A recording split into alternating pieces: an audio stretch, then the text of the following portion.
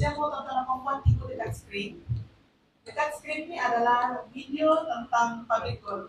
Mungkin tonton perempuan belum pernah tengok, ataupun tonton perempuan sudah pernah nampak, ataupun ini mungkin first time kamu nampak apa itu tentang public goal. Mari, kita di depan. Sini bang, sini. Mari. Yang di belakang ada ruang lagi, mari kita ke depan. Lalunya yang depan lagi dulu, yang depan. Ya, orang yang dapat ini lagi drone biasanya orang di depan. Oke? Ya betul. Oke? Nah, kota perempuan saya mau cerita sedikit. Mungkin ada di antara kita. Saya mau tanya, siapa di antara tontonan perempuan yang hadir seminar kita petang ini belum ada ekor emas dengan public goal? Angkat tangan. Oke, 1, 2. Ya, oke, ada 4 orang kan? Oke, so yang lain-lainnya saya anggap sebagai sudah ada account dengan kosong dan bang. pernah nampak emas public goal kan? Oke, yang belum nampak Kosong dan banget. first time. So ini contoh-contoh produk public goal. Jadi nanti Kalau aku mau bergambar kok daripada sana begini. dia akan cerita Iya, macam mana baru. kita mau Oh, sini kosong. menabung emas dengan betul.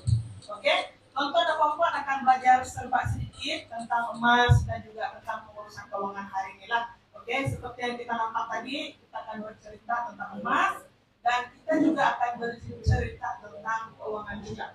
Oke, jadi tonton perempuan tanpa membuang masa. Nah, saya tidak mau berdiri lama-lama nih. Saya mau terus. Oh, oke. Yang di belakang, mari kita di depan lagi sini.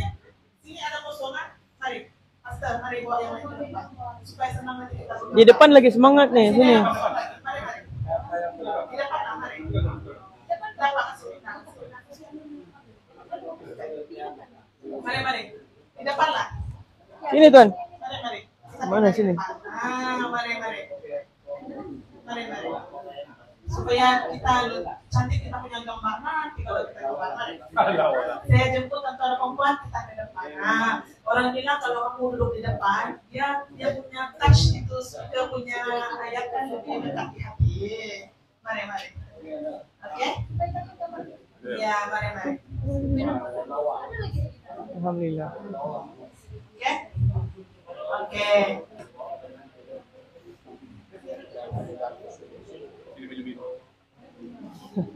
Alright, semua sudah selesai kan? Oke? Jadi, tonton dan perempuan. Oke?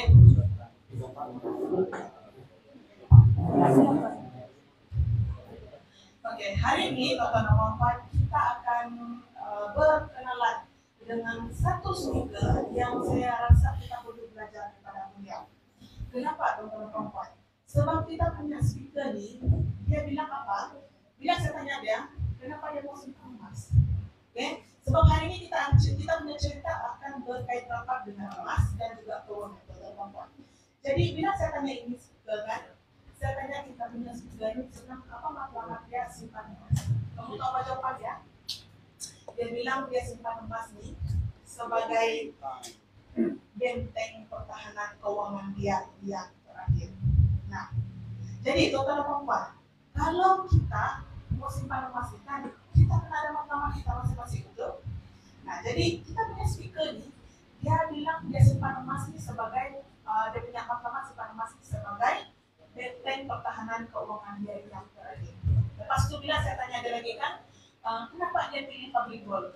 Dia bilang dia pilih public goal, sedangkan banyak platform lain di luar sana. Tapi dia pilih public goal, kenapa? Sebab dia bilang public goal ini menyediakan foundation ilmu. Foundation ilmu ini maksudnya public goal ini dia sediakan kita ilmu, dia ajar kita tentang ilmu.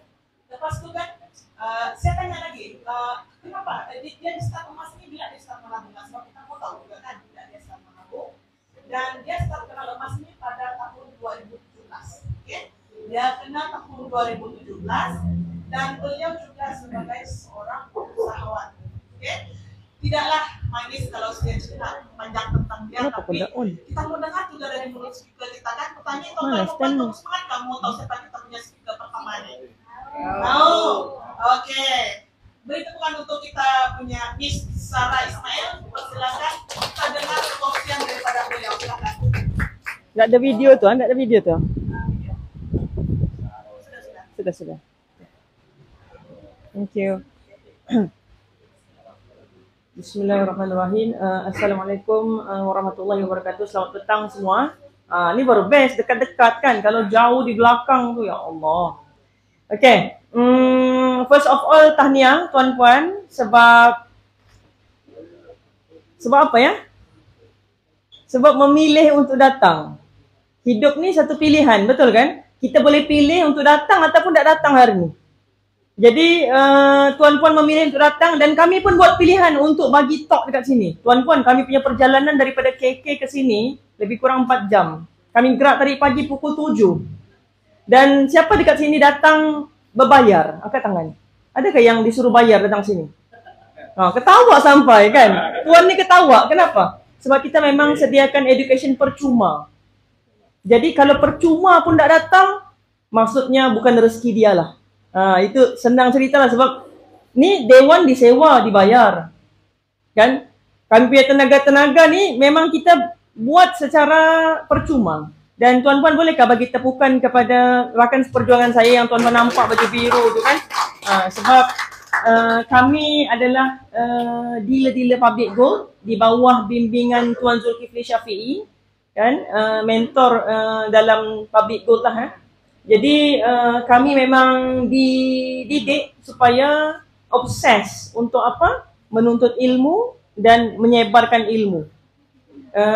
Jadi tuan-puan, saya tersentuh sebenarnya di hari Ahad ni sebab ni first time kami buat dekat Teluk, second time kan Miss Jana? Second time. Sebelum ni kita buat, Miss Jana buat dekat tempat yang kecil sikit kan?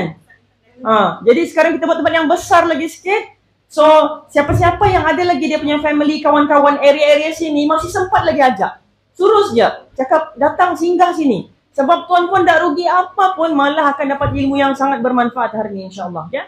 Jadi kalau siapa mau tulis boleh tulis, siapa yang rasa ada mau tulis dekat telefon pun boleh ya. Jadi kita mau berkongsi tentang apa tu? Seminar kaya dengan emas. Jadi kalau tuan-puan tengok tulisan dekat bawah tu tulis apa? Bukan emas yang membuatkan kita kaya tetapi ilmu. Kita boleh promote dekat media sosial, siapa-siapa yang datang kelas seminar hari ni kita mau bagi emas 1 gram. Mungkin lebih ramai yang datang, penuh sampai keluar kali. Tapi sebab kita sediakan ilmu, akhirnya ramai orang berminat mana? Orang berminat ilmu ke berminat emas? Emas. Mungkin dua-dua pun tak minat sebab tak faham emas tu punya nilai. Jadi tuan-puan, kalaupun kita hadiahkan emas kepada orang tapi dia tak tahu nilai emas tu, akhirnya bukan setakat emas tidak bertambah, malah boleh jadi emas dia tu hilang ataupun dia jual. Ada satu cerita, seorang dealer kan, dia punya dompet hilang. Dalam dompet tu ada 2 benda, ada emas dan ada duit. Satu hari dia jumpa balik dompet dia, agak-agak apa yang ada dalam dompet dia? Apa yang tinggal? Emas yang tinggal. Duit hilang. Agak-agak pencuri tu dia mau duit dia mau emas. Yang penting dia tak kenal nilai emas. Kalaulah dia kenal nilai emas, emas dulu dia curi. Kalau boleh ambil dua-dua, kenapa pilih salah satu, betul? Tapi sebab dia tak tahu nilai emas tu, bikin berat aku siap dia bilang mau lari tinggal lah. Padahal emas tu, kalau tuan-puan tengok tolong next. Thank you. Tengok saya beli emas tu padahal emas tu, kalau tuan-puan tengok tolong next. Thank you. Tengok saya beli emas tu 2017 tuan-puan, RM1,050 5 gram. Sepanjang 2017 satu ketul siap emas saya beli, saya biar saja sampai sekarang. Tuan-puan, ni harga 2024 tu saya tengok beberapa bulan lepas, tapi harga emas naik lagi betul. Dan sekarang harga dia lebih daripada RM2,200, lebih double. Tapi ada satu kesilapan saya yang saya buat tahun tu apa? Sepanjang tahun tu satu kali saya beli emas. Jadi saya fikir pada masa tu, kita beli emas sekali tu kira percaya salah. Oh ya, aku ada emas, simpanlah kan. Rupa-rupanya kalau kita betul-betul mau menjadi penyimpan emas yang tegar ataupun yang paling padu lah orang bilang, kena konsisten beli setiap bulan. Sebab tuan-tuan kena faham macam ni. Kenaikan harga emas 10% setahun. Setahun bukan sebulan. Kalau sebulan tu lari jauh-jauh ya. Banyak orang nak scam emas ni. Sebab orang tahu emas ni bagus bernilai. Jadi orang scammer-scammer dia ambil kesempatan apa? Pelaburan emas dia bilang. Tengok-tengok emas pun tak dapat, duit pun hilang. Jadi kita kena ada ilmu tuan-tuan. Kalau orang bercakap simpanan emas, dia tak boleh naik banyak betul. 10% tu setahun tu, bukan sebulan. Jadi bayangkan kalau saya ada 5 gram, naik 10% setahun. Kalau harga dia 1,000, lepas setahun berapa naik? Tambahlah ekstra 100 kan? Kena tunggu 10 tahun dapatlah ekstra 1,000. Tapi kalau saya konsisten simpan 5 gram, 5 gram, 5 gram, 5 gram, naik 10% semua 5 gram, 5 gram, 5 gram, 10 keping ni, setahun berapa banyak saya dapat? Jadi sebab tu kita kena fokus pada apa? Pertambahan gram. Jangan fokus pada untung.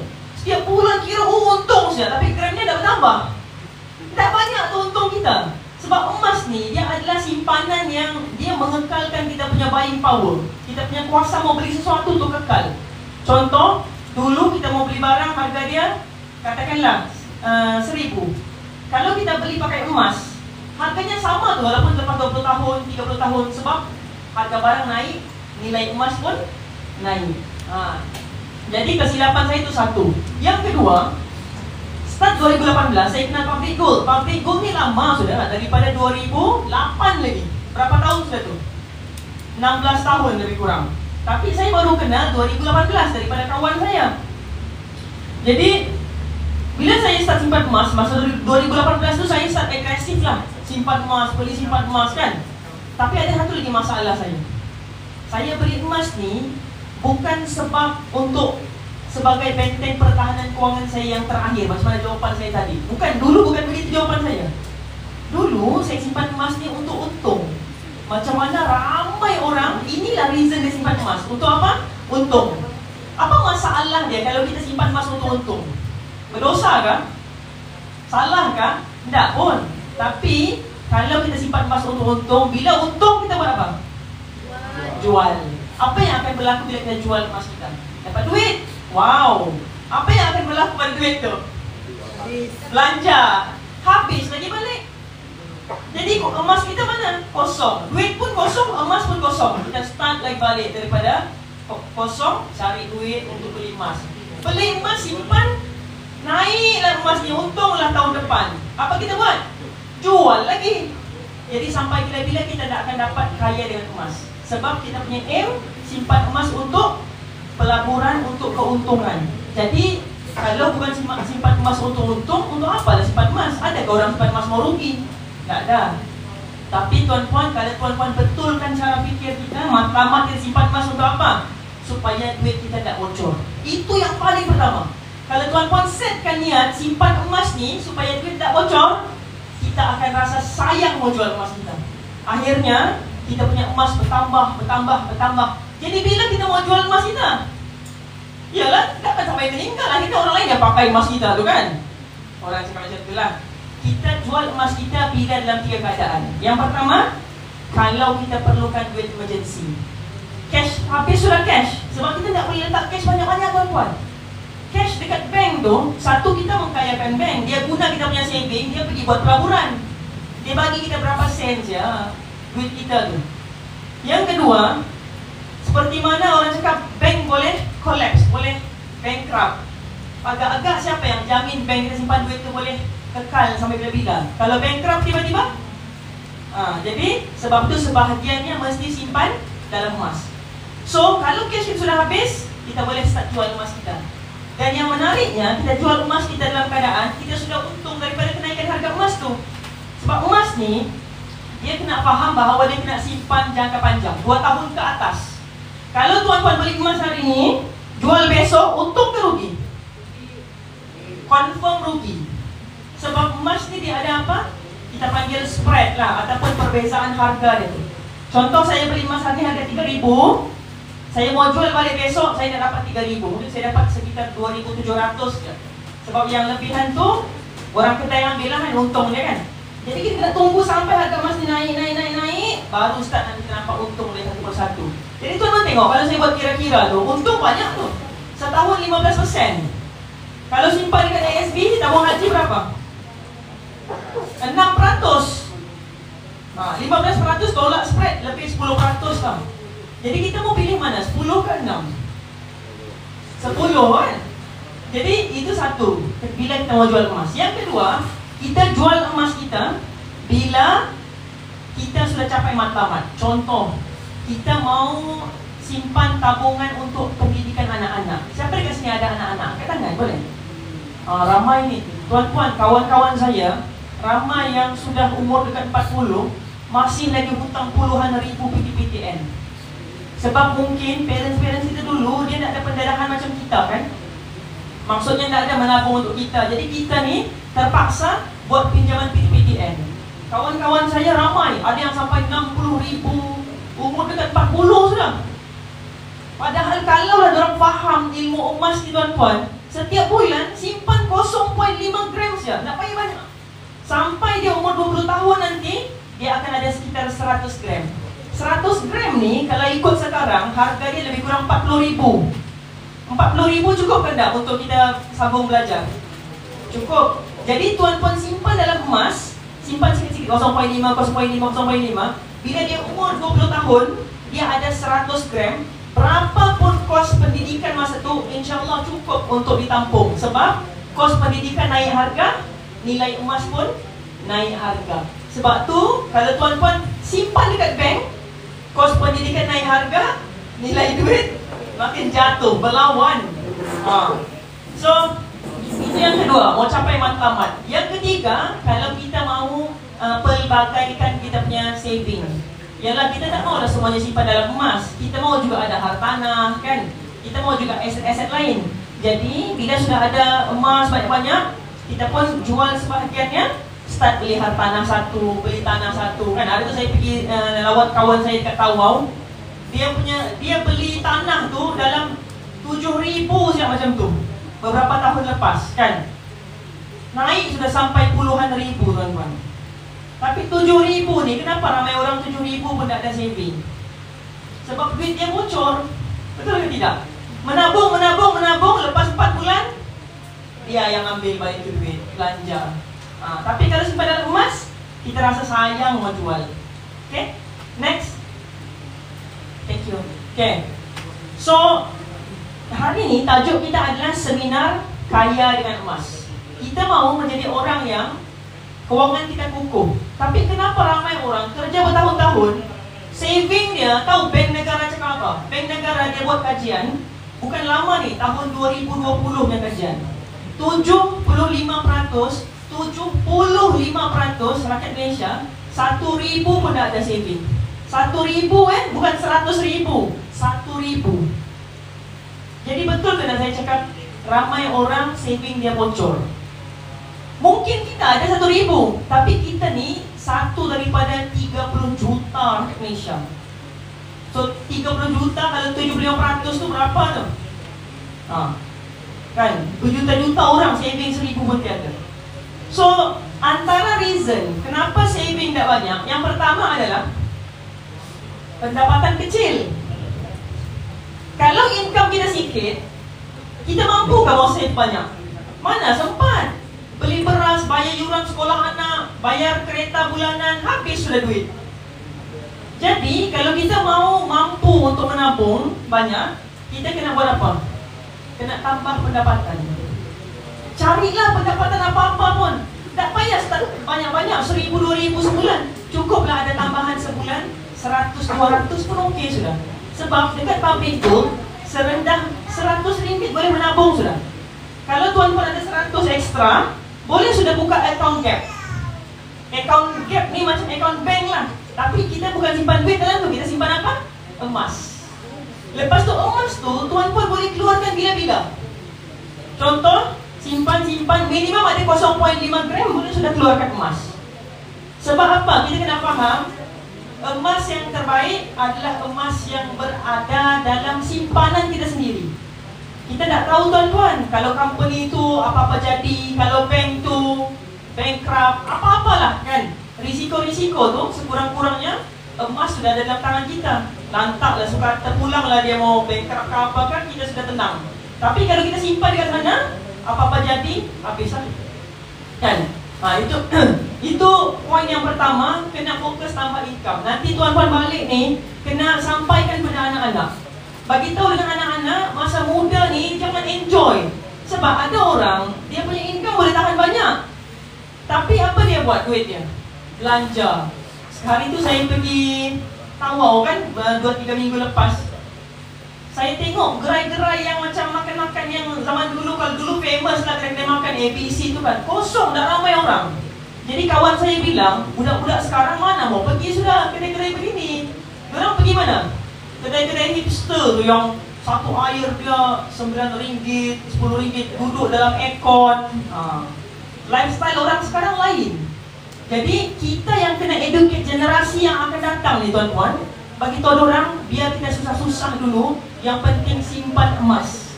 Sebab nanti di kemudian hari, emas ni yang akan jadi benteng pertahanan kewangan kita. Sebab emas ni tuan-tuan, bukan setakat kita boleh jual, kita boleh pajak ya. Jadi kalau kita pajak, kita dapat 2-in-1 lah.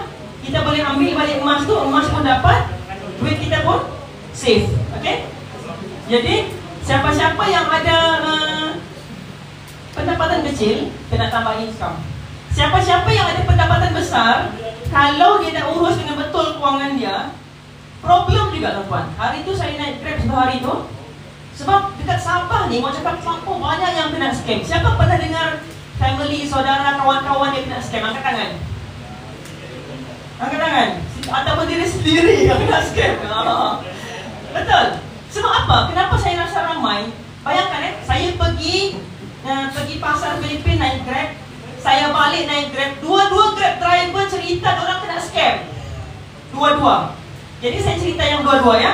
Masa saya pergi, dia cakap, dia tahu orang tu scam. Ini rare lah, jarang-jarang kita dengar. Dia bilang dia tahu orang tu scam, tapi dia mau ambil kesempatan. Sebab dia cakap apa? Mau kaya cepat. Dia Chinese Sabahan. Mau kaya cepat. Memang ada orang begitu kan? Dia tahu scam, tak apa, mungkin sempat aku keluar ni sebelum lingkup company tu. Tapi kita kena terima hakikat manusia ni, dia ada satu sifat. Apa agak-agak sifat manusia? Tamak. Kalau dia dapat, bayangkan dia jual kereta saga dia untuk dapat cash. Dapatlah belasan ribu macam itulah. Dia masukkan 10,000. Lepas beberapa bulan, dia dapat 20,000. Agak-agak dia berhenti kan tuan-tuan? Mana mau berhenti? 10 tahun pun dah dapat save 20,000 ni. 10,000 ekstra dapat duit free. Dia pun masuk lagi 15,000. Tadi 10,000 kan? Dia masuk 15,000. Agak-agak apa yang berlaku?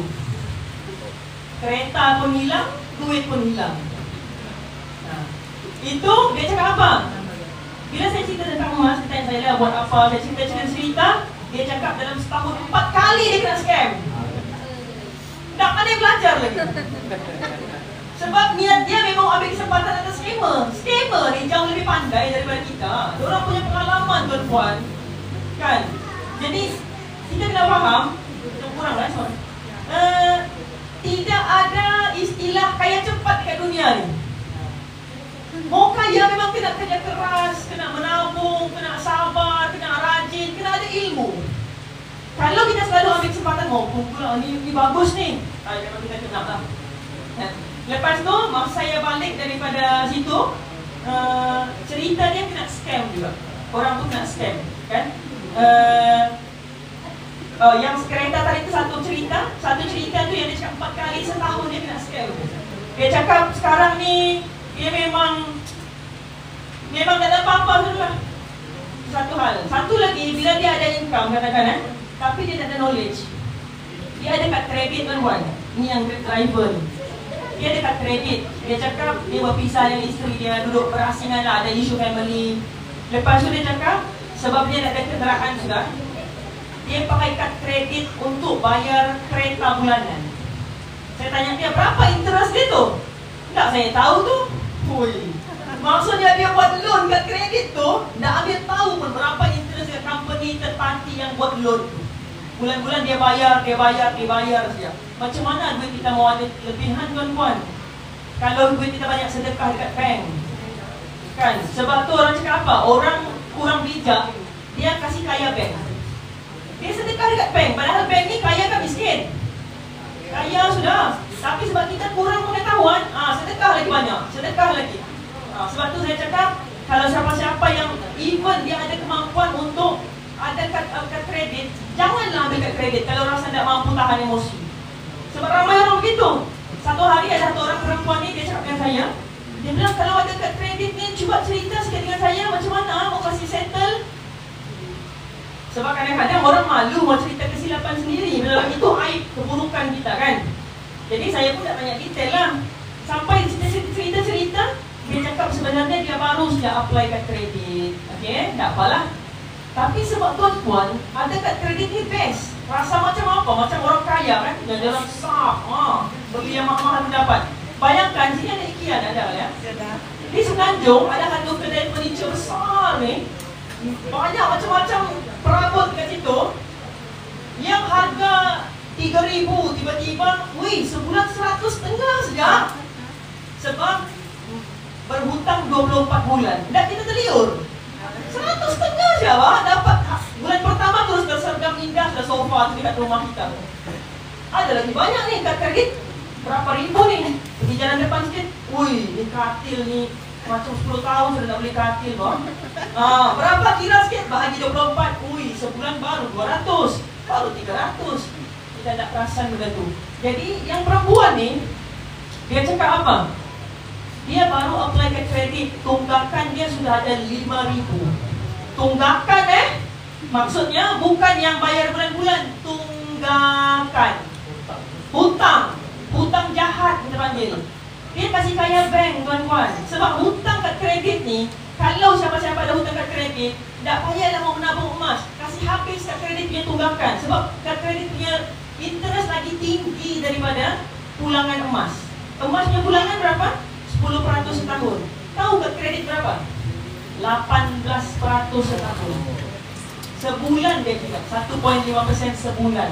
Tapi ada orang macam tadi driver Grab tu, dia cakap apa? Tak tahu saya berapa dia punya interest. Yang saya tahu lepas dapat kereta sebiji. Bulan-bulan lah dia membayar. Padahal kalau kira mungkin berapa banyak mahal dia punya kereta berbanding dia beli yang dekat kedai itulah kan. Okey, itu kesilapan orang kaya yang tiada ilmu. Dia income banyak, tapi akhirnya duitnya habis macam ni lah. Kena scam, lepas tu suka belanja lifestyle, makan sana, makan sini. Ada satu lelaki tu, dia cerita pengalaman dia. Dia umur 27. Dia cakap, saya sudah start simpan emas. Saya menanggung lah sebab dia muda ni, 27. Saya pun start kenal emas 2017, umur berapa tu? Kalau kira ni, kenapa tak lah umur saya berapa? Tua sudah tuan-tuan, kan? Masa start simpan emas tu tua sudah. Dia umur 20 lebih. Rupa-rupanya dia ada sejarah hitam. Sebab tu kadang-kadang bagus juga orang-orang yang dia sudah terlanggar dinding, sakit sudah. Sebab dia jadi serius sudah mengurus kewangan lepas tu. Tapi kita yang tak pernah rasa kesakitan tu, jangan mau tunggu kena baru kita mau belajar. Sebab banyak orang bila sudah buat kesilapan ni, ambil masa yang panjang untuk betulkan. Bayangkan orang sudah buat kredit hutang tu 10 tahun dan settle lagi. Padahal kalau 10 tahun tu dia gunakan duit yang interest tu untuk dia menabung, berapa banyak sudah dapat simpan emas. Kan? Jadi yang anak muda ni dia cerita, dia cakap dulu masa dia umur 18 tahun, dia orang yang tu lifestyle dia tu, income dia banyak, sebulan 10,000 dia dapat sebab dia buat bisnes. Tapi dia beritahu saya apa? Makan, dia punya kos makan sehari RM100. Makan apa ni? 100 satu hari, mungkin 7 kali makan sehari kan? Kalau sehari 100, sebulan berapa? 3,000 sudah. Belanja untuk lifestyle. Ini satu bulan 3,000 ni, makanan 2 keluarga kan kalau kat sini. Ya kan? Satu keluarga berapa kos makan? 1,000 sampai. Dia satu orang makan 100. Jadi dia cakap semenjak itu, selepas tu dia belajar dan dia sedar kesilapan dia start sudah menabung. Lepas tu dia ni tuan-tuan, dia kerja software engineer.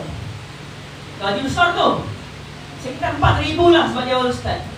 Tapi malam-malam dia bawa Grab. Sebab dia mau cover balik kesilapan dulu. Ya, dulu dia banyak bocor.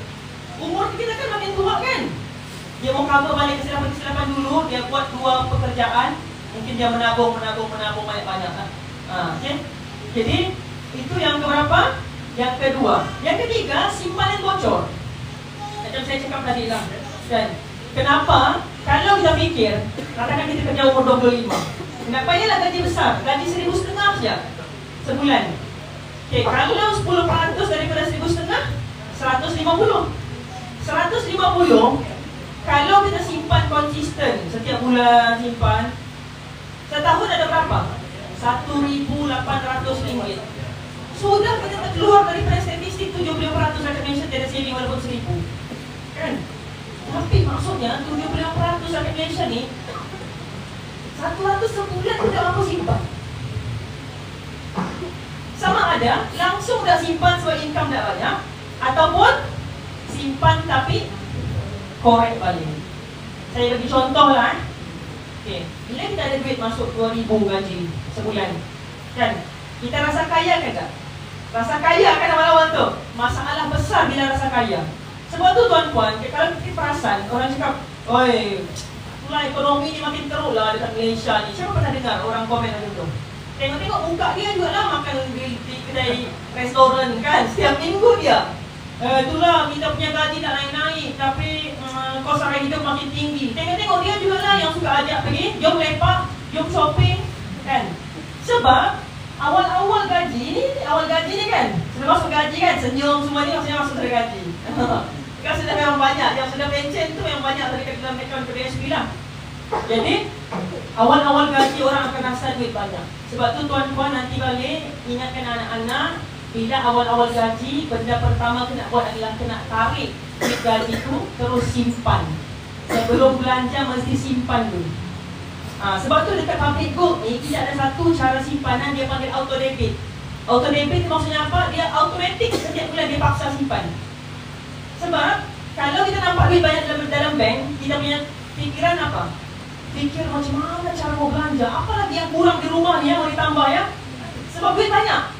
Tapi kalau duit tak ada, tahan-tahan, sabar-sabarlah, 2 minggu, 5 bulan bertahan ni, boleh pula kita sabar. Kan? Jadi awal-awal kena ambil duit tu, cepat-cepat simpan dalam akaun emas, supaya emas itu naik harga dia. Naik harga dia dan duit kita tak bocor. Sebab tuan-tuan, hari tu saya pergi di mana? Pergi Ipoh, Perak. Saya bersama dengan seorang pakcik ni, dia ex-banker, bukan seorang bank. Saya tengok kehidupan dia sangat best.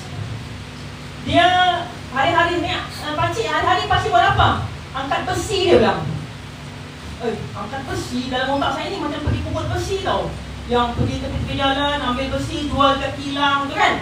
Biasa kita nampak orang kan, rupa-rupanya angkat besi tu apa? Hari-hari dia pergi gym dengan isteri dia. Sebab dia sudah capai financial freedom. Kenapa? Sebab masa muda dia fokus menabung. Jadi dia cakap dengan saya, ramai kawan pakcik yang 2 tahun selepas pencen habis sudah KWSP. Habis KWSP, bukan cerita tuan, setengah juta. Habis. Bagaimana habis tu?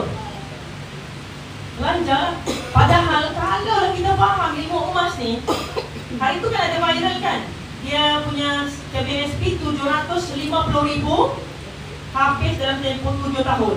Kira mantap saja tu, 7 tahun baru habis. Orang lain 3 tahun habis sudah. Jadi kalau dia bijak, dia ambil sebahagian daripada KWSP tu, dia beli emas. 1 kilo sekarang harga berapa? Sekitar 400,000. Tuan-tuan kalau ingat balik tuan-tuan zaman dulu tahun 2000, berapa 1 kilo? Baru 30,000.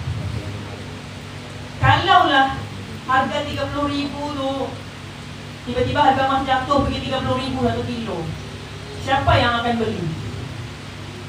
Tak ada mau beli ke? Banyak tu 30,000. Kalau dah 1 gram kan, masa tu harga 1 gram berapa? 35 ringgit. Sekarang berapa? 400 lebih. Kalau harga emas jatuh pergi 30 ringgit, mau beli kan? Tak mau beli. Mau lah kan? Kalau boleh jual semua handphone yang ada lebih ni, jual, mau beli emas. Sebab kita simpan sekejap, emas tu 5 tahun nanti boleh beli handphone yang lebih canggih lagi daripada itu. Sebab emas ni makin naik harga. Tapi tuan-tuan, harga dulu dia tak akan datang balik. Kita sentiasa rasa mahal tau harga yang sekarang ni. Wush, mahal yang 418 hari ni. Siapa rasa murah? Mahalnya 418, ya Allah, tu harga apa? Dia akan compare kan? Tu harga apa tu? Kalau beli ni, beli dapat ini. Emas tu tak buat apa, aku tak faham pun apa nilai dia. Tapi tuan-tuan, tunggu tahun depan. Tunggu 2 tahun lagi. Satu hari nanti, 1 gram emas harga dia akan jadi berapa? RM1,000. Masa tu tuan-tuan akan fikir, wih pernah apa dulu saya attend seminar kaitan emas itu tumpit tu 1 gram baru 400. Kenapa aku tak beli masa tu ya? Sebab apa? Kita rasa harga 418 itu sangat murah. Sebab masa tu harga 1000. Tapi kita mau tunggu dia turun balik pergi 400, agak-agak susah mau turun. Sebab tu tuan-tuan tutup mata saja. Duit yang ada masuk setiap bulan tak payah banyak. 10% daripada gaji, beli emas, simpan. Kami ni tuan-tuan, kami dididik dalam G100 ni supaya hidup di bawah kemampuan. Kalau kita mampu beli kereta Honda sekalipun, kalau kita tak perlukan Honda, Axia pun cukup, naik Axia je lah. Duit lebihan tu kita boleh buat apa? Boleh beli emas banyak-banyak. Kan? Beli emas, simpan. Kawan-kawan saya ni, rakan seperjuangan saya ni, ada yang sudah boleh beli tanah, ada yang boleh pergi haji, ada yang boleh renovate rumah, ada yang boleh settlekan hutang-hutang rumah. Sebab apa? Diorang beli emas, terang emas tu, sudah naik harga dia, jual, duit tu ambil, tukar kepada aset lain. Itu baru bijak. Jadi tuan-tuan, hari ni tuan-tuan datang ni sebenarnya, satu berita baik adalah tuan-tuan duduk bawa dalam kalangan G100. G100 ni kalau orang tanyakan, kenapa saya patut beli emas kedai public gold? Kenapa saya tak bolehkah saya beli kedai emas? Banyak kedai emas di Terumpit ni, contoh. Boleh tuan-tuan. Kalau tuan-tuan hanya mau dapatkan emas, boleh beli di kedai mana-mana. Tapi kalau tuan-tuan mahu beli emas dan dapat ilmu sekali, saya sarankan duduk bawah G100 dan konsisten menabung. Sebab apa? Sebab kalau kita beli emas dengan ilmu, tuan-tuan percayalah, gram emas tu akan laju bertambah. Ada satu penyimpan emas saya, dia cakap, terima kasih. Sebab apa? Dulu 3,000 pun dia nak mampu mau menyimpan setiap bulan. Duit bocor 3,000 sebulan, 3,000 bukan sebulan, 3,000 pun dia nak mampu save. Sekarang dia mampu save RM15,000. Tapi bukan dalam duit, dalam emas.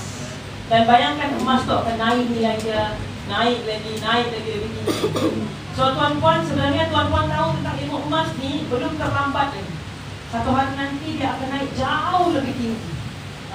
Okay? Next. Okay.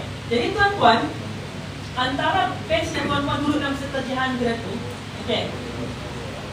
First of all, saya mau bagi tahu, make sure tuan-puan ucapkan terima kasih kepada siapa yang ajak tuan-puan datang hari ini. Sebab apa? Sebab itu tandanya dia ingat kita. Kita ni kalau tak ingat orang, kita tak ajak dia. Kita ajak orang sebab kita ingat dia dan kita peduli tentang dia. Sebab tuan-puan tahu, insentif yang dapat daripada public gold ni 1% je. 1% kalau orang beli RM400, dapat berapa? Dapat RM4. Mau setup ni pun sudah berpeluh ketiak sudah. Dapat RM4 kalau orang beli 1 gram. Tapi kalau dia faham nilai emas tu, dia akan menjadi penyimpan emas yang konsisten dan terus menyimpan, kan? So, sebab tu antara perkara yang membantu untuk kita growkan kita punya simpanan emas adalah apa? Circle. Jadi tuan-tuan, ini tuan-tuan jumpa ni berkenalan first time. Nanti insyaAllah kalau ada permintaan, kalau next time ada kelas-kelas macam ni, siapa mau attend lagi? Angkat tangan. 1 orang saja. Okay. Kalau ramai permintaan, kita sanggup datang kan daripada KK kan, betul? Tapi kalau dah ramai, lepas tu dah mau angkat tangan, kita tak datang pula. Sebab tuan-tuan kita happy. Benda yang paling menghappykan dealer-dealer ni, bila customer bagi tahu terima kasih, dia bilang, dulu saya 1 gram emas pun saya tak faham, saya tak ada simpanan sebab saya tak tahu nilai. Sekarang ni saya mampu buka tabung untuk anak pertama saya sampai anak kelima. Sekarang ni setiap bulan memang gaji saya tarik 10% simpan dalam emas. Sekarang ni saya dah sudah shopping kat Shopee tu. Gaji sejak saya terus tengok beli emas yang mana, 1 dinar kah, 5 gram kah. Tuan-tuan akan rasa perasaan ni bila tuan-tuan start nanti. Sebab dekat apps kita tu, handphone kita tu, dia ada satu apps public gold. Kita boleh menabung anytime. Siapa dekat sini pandai beli shopping online? Biasalah, FPX. Biasa? Biasa? Okey. Biasa kan? Jadi, kalau mau menabung emas pun boleh buat online, tuan-tuan. Sangat simple. Tak payah kita pergi kedai. Dan 24 jam. Okay, 24 jam kita mau beli, mau jual, mau pajak, semua online. Dan jangan risau sebab apa? Orang cakap, online ni takut aku hilang duit ni kan? Sebab dekat public gold, kita suruh orang keluarkan emas. Jangan simpan lama-lama situ. Kumpul, ada 5 gram, keluarkan, simpan sendiri. Ada 10 gram, sikit-sikit simpan, keluarkan, simpan sendiri. Dan tuan-tuan akan jadi orang yang celik ilmu kewangan, ilmu emas ni sebab tuan-tuan duduk dalam circle. Jadi, bila ada introducer, upline, siapa-siapa yang ajak ni, dia ajak ada kelas online ke offline, datang sekejap. Sebab daripada situ tuan-tuan akan nampak, lebih nampak lah tentang macam mana mengurus kewangan. Akhirnya, kita sedar tak sedar, kita sudah terdapat financial freedom. Mungkin ada orang cakap macam ni, saya ni tua sudah sekarang, mau belajar ilmu kewangan lagi. Kita ni, kita rasa diri kita tua. Bayangkan kalau kita punya umur macam Tun Mahathir tu. Berapa umur Tun Mahathir? 98 sudah kan? Ke 100 sudah? Tahun lagi. 1 tahun lagi ada kira. 99 katakan Berapa tahun lagi daripada sekarang untuk tuan-tuan capai umur 99 tahun? 40 ada? Kalau kita start daripada sekarang tuan-tuan, tak payah tunggu 40 tahun. InsyaAllah masih belum terlambat lagi. Walaupun mungkin kita rasa dulu belakang-belakang banyaknya kesilapan aku buat, menyesalnya kalaulah ini, banyak kan dalam otak kita kan? Tapi belum terlambat. Sebab semuanya sudah disusun oleh Tuhan. Okey, hari ini si Fulan akan dapat ilmu ni dan dia akan start menabung. Dia akan start urus kewangan. Dia akan start duduk dalam circle dia 100, sama-sama belajar ilmu kewangan, urus kewangan, jadi lebih baik lagi. Okey, sebab tu penting circle. Sebab tu saya masukkan di slide sebelum ni, antara sebab kenapa orang tak kaya-kaya, sebab circle dia tak betul. Duduk dalam circle yang suka lepak. Lepak lah sekali. Lepak orang mana? Kau kenapa? Ngopi. Kan? Mengopi. Kan? Kopi-kopi. Akhirnya, setiap hari pergi kedai, minum kopi. Habis duit. Kan? Tapi kalau kita, G100 ni, kalau kita duduk jumpa, bincang tentang kita mau pergi sampaikan ilmu dekat mana lagi kita belum masuk ya. Tadi saya cerita dengan Mas Janet kan. Nanti next begini kan. Next ni pula. Pergi pula mana tadi kita cakap tu? Pitas. Ranau. Next nanti tengah bulan 11 ni ada di Ranau lagi. Nanti hujung bulan ni kita pergi Sandakan, pergi Lahad Datuk. Jadi bila kita jumpa ni, kita punya perbincangan adalah perbincangan yang bagus tuan-tuan. So kita duduk dalam circle yang baiklah. Okay? So saya mau share satu ilmu yang Tuan Zulkifli Syafidi, mentor kami, dia share macam mana kita mau kaya dengan emas. Tuan-tuan tengok dari situ, okay? Kalau kita mau kaya, ada pen ke? Tuan-tuan, ini ilmu ni nanti tuan-tuan balik tolong sampaikan pada anak-anak. Walaupun saya faham, anak-anak kadang-kadang dia tak boleh dengar apa dia cakap. Mau juga kawan dia yang cakap baru dia dengar kan? Tapi dapat kita sampaikan saja. Sebab kalau dia dapat tangkap ilmu ni di umur dia yang muda, Masya Allah, memang hebat lah. Okay? So, kaya ni, kita mau kaya, tak susah pun sebenarnya. Sama dengan tabung. Okay? Tabungan tambah aset ataupun harta tolak hutang. Okey, pertama sekali, apa yang tuan-tuan kena buat untuk diri sendiri, untuk anak-anak kan, adalah usahakan mesti ada 6 ke 12 bulan simpanan kecemasan. Contoh, gaji sebulan berapa? Katakanlah gaji 2,500. So darab dengan 6 berapa? 15,000, betul tak? 6 ke 12 bulan saving, kecemasan. simpanan di kecemasan ni, okey, tuan-puan simpan duit dekat mana? Sekarang simpan duit dekat mana, tuan?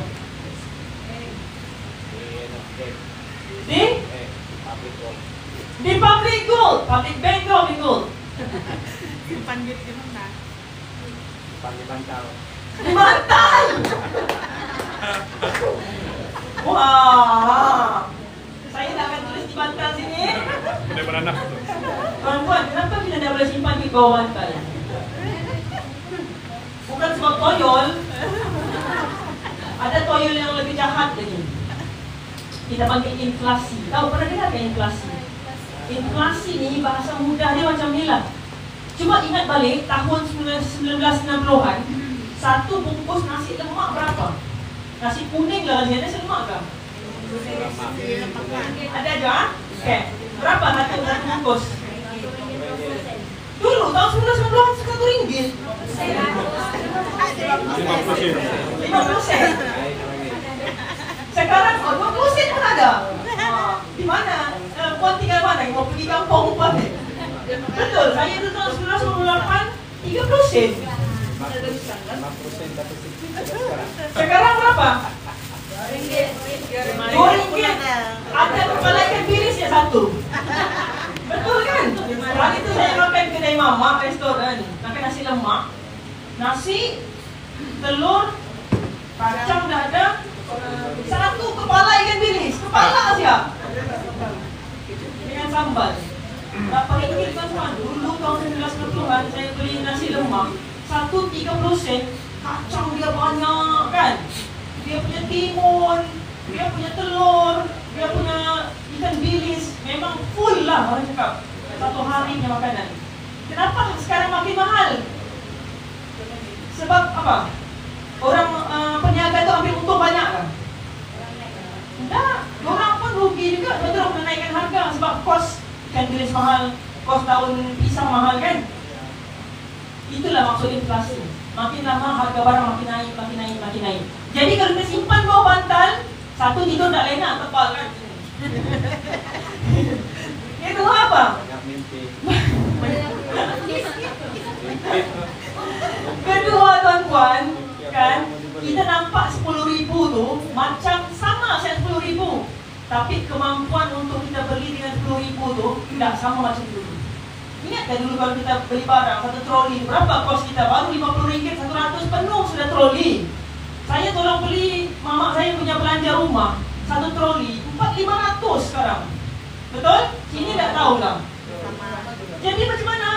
Kalau kita simpan duit dalam cash macam tu, memang lama-lama kita punya nilai tu jatuh. Sebab tu kalau tuan-tuan mau simpan duit, simpan dekat mana? Paling teruklah letak dekat ASB atau yang Islam letak dekat tabung haji. Kenapa? Sebab dia dapat untung sikit. Kita panggil dividen lah. Setiap tahun dia dapat berapa? Lebih kurang 6%. Duit free lah. Banyak duit kita, lagi banyak duit free kita dapat setiap tahun. Berapa? ASB dalam 5 ke 6%, tabung haji 3 ke 4%. Pilihlah mana-mana. Okay? Satu lagi kita boleh simpan dekat mana? Emas. Emas berapa peratus tadi saya cakap? 10%. So, kalau macam tu, kenapa kita mau punya ASB tabung haji? Simpanlah semuanya dalam emas.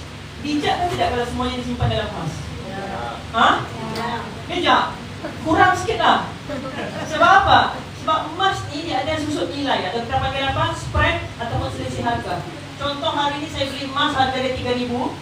Kalau saya mau jual balik hari ni, confirm saya rugi. Kedai itu ambil mungkin lebih kurang 2,700 je. Jadi 300 nya pergi mana? Daripada situlah kedai itu ambil untung. Orang buat bisnes kan? Jadi kita mau ambil untung daripada emas yang kita beli ni, kena apa? Kena sabar sikit. Berapa lama? Sekurang-kurangnya 2 tahun ke atas. Baru kita jual. Tapi kita ingat, tadi saya beritahu apa? Walaupun untung, jangan jual. Kalau tak nanti tuan-tuan jadi macam saya. 2017 25 gram saya ada. Lepas tu lagi dahsyat, lepas tahun-tahun selepas tu saya jual emas saya jual. Banyak emas saya jual tuan-tuan. Tapi jual tak rasa masalah pun. Sebab kita jual tak kena untung. Ya Allah, habis. Menyesal, kalau saya nak menyesal memang walaupun menyesal. Tapi itulah sebab saya menyimpan emas dan ada ilmu. Jadi tuan-puan lagi hebat sebab tadi saya tengok ramai yang kat tangan kan, belum ada simpanan kan. Tuan-puan start bermula tu terus faham sudah. Bukan macam saya dulu. Saya dulu lama tuan-puan. Sebab tu tuan-puan lepas ni, kalau mau lebih lagi banyak ilmu dia, beli buku ni. Ni, especially 2 buku ni sangat bagus. Ini mentor kami ni. Tuan Zulkifli Syafie ni, dia tulis buku ni sangat santai, simple, straightforward dan memang sampai dalam hati kita. Sebab dia cerita tentang pengalaman, dia cerita tentang study case, tentang sejarah, kita faham. Okay? So, jangan simpan semua dalam emas. Kenapa? Risau kalau harga emas belum lagi naik tinggi, belum capai 2 tahun, akhirnya tiba-tiba kita perlu pakai duit. Apa kita akan buat? Kita terpaksa jual emas kita, walaupun belum untung. Kan? Sebab bila kita kecemasan tuan-tuan, kita tak fikir sudah pasal untung rugi. Terpaksa lah walaupun rugi. Jadi kita tak mau rugi. Sebab tu kalau boleh, kita kena bahagi 2. Sebahagian simpan dalam ASP tabung haji, sebahagian simpan dalam emas. Kalau boleh, 3 bulan kecemasan simpan dalam sini. 3 bulan kecemasan. Okay? Yang selebihnya simpan dalam emas. Saya bagi contoh lah tadi kan. Orang yang dia punya saving 750,000 habis dalam tempoh 7 tahun kan. Kalau lah dia faham tuan-tuan saya bagi contoh. Katakanlah 750,000 ni dia dapatlah, bila dia pencet dapat masuk dalam akaun BSP 750,000 dia nak keluarkan. Dia ambil separuh saja. 400k ni dia beli emas. Nah, 7 tahun lepas belum sampai 400k 1 kilo emas. 1 kilo. Tuan-tuan bayangkan harga emas naik 10% setiap tahun. 10% daripada 400,000 ni berapa? 40,000. Setiap tahun dia dapat duit free 40,000. Anggaran dia macam itulah anggapan dia ya. Jadi bayangkan tahun 2000 harga emas 1 kilo berapa? 30,000 RM. Hari ni 24 tahun kemudian berapa? 400,000. Berapa banyak perbezaan tu? Dalam tempoh 20 tahun. Tuan-tuan ingat 20 tahun ni lama ke? Sekejap je. Kita pension umur 55 kan? Kalau hidup sampai macam Tun Mahathir, ada 40 tahun lagi tuan-tuan. Kita mau makan apa kalau lepas 7 tahun habis sudah saving ke BSP? Lepas tu kita mau minta dengan anak-anak lah kan? Ataupun minta dengan pura zakat yang Islam. Kita tak maulah macam tu. Jadi kalau kita bijak lebih sikit, kita buat apa? Kita beli 1 kilo emas. Lepas tu naik nilai dia 10%, setahun 10%. Jadi kalau dapat ekstra 40,000 setahun, cukup ke tak belanja? Bolehlah tampung. Sebulan dapat 3,000 seolah-olah. Daripada situ dah kita belanja sikit. Itu baru bijak. Kan? Tapi kalau lah orang ni tahu, dia mesti buat. Tapi sebab dia tak tahu. Okay? So, ada pemadam. Jadi tuan-tuan, lepas kita punya saving cukup dengan ASP tabung haji dan juga emas kan, cukup sudah 6 ke 12 bulan gaji, barulah kita start beli aset. Okay. Aset kita beli apa? Beli hartanah, beli tanah, beli kereta. Wow, aset ke tu? Aset sebab boleh bawa Grab kan. Tapi ada mata begitu. Itu impian. Sebenarnya impian ni tak salah tuan-tuan. Orang tanya kan, okey, kalaulah kita kena simpan, barulah itu tabiat orang kaya akan menyimpan. Tapi saya tengok orang kaya banyak dia orang belajar hebat-hebat. Betul ke orang kaya menyimpan? Dulu dia menyimpan sebelum dia kaya. Lepas dia kaya tu, suka hatinya lah dia mau beli apa. Sebab dia dapat duit free sudah daripada bank.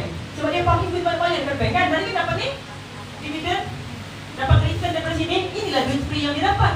Dia mau beli bapak lembu ke apa, semua suka hati dia. Sebab dapat duit free tahun-tahun. Tapi bila kita tak faham, kita punya gaji tu kita belanja. Akhirnya sampai bila-bila pun dia tak akan dapat duit free. Okay? Jadi dia buat apa lagi? Bina bisnes. Ini semua apa yang kita mahu daripada sini? Kita mahu duit ekstra. Hari itu saya pergi Tawau, saya jumpa dengan seorang kawan saya. Saya tanya dia buat apa sekarang? Dia cakap jaga homestay kakak dia. Dan diurus, tak urus. Jadi dia cakap dia urus. Homestay itu sudah habis bayar pun sebenarnya. Sudah beli lama, tapi abang kakaknya sibuk, dia cakap dia urus. Saya tanya tanya dia, berapa dapat dari homestay setiap bulan? RM5,000 duit ekstra dapat dari homestay. Tapi sebelum tu mau kena ada rumah homestay lah, mau kena belilah homestay. Daripada mana beli homestay? Daripada emas-emas yang kita simpan tu tuan-tuan. Kan naik sudah harga dia kan? Kita jual, boleh sudah beli homestay. Satu.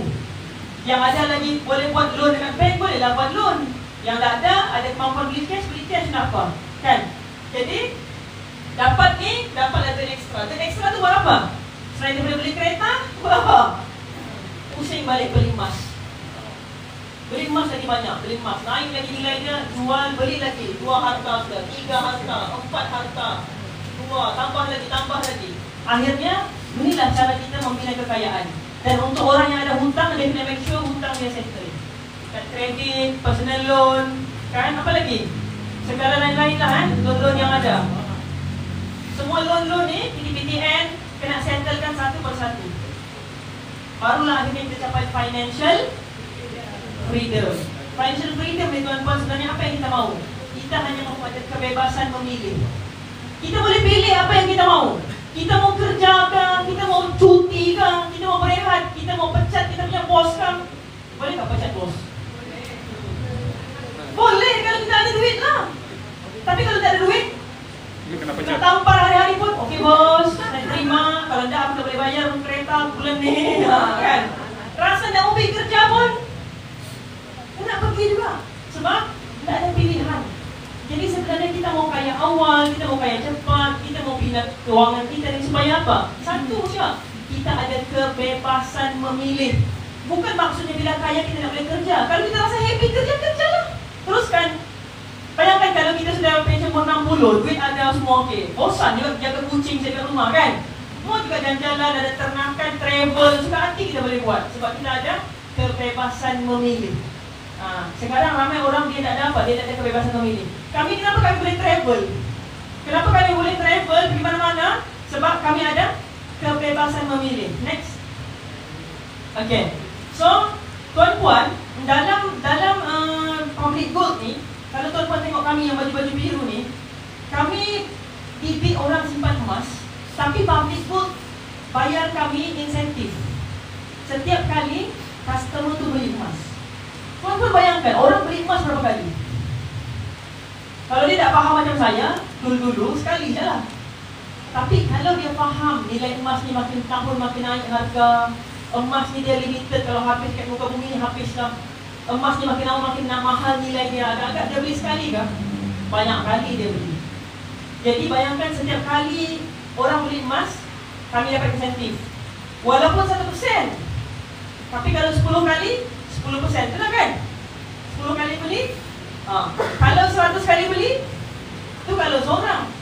Bayangkan saya punya empire ada lebih 12,000 orang.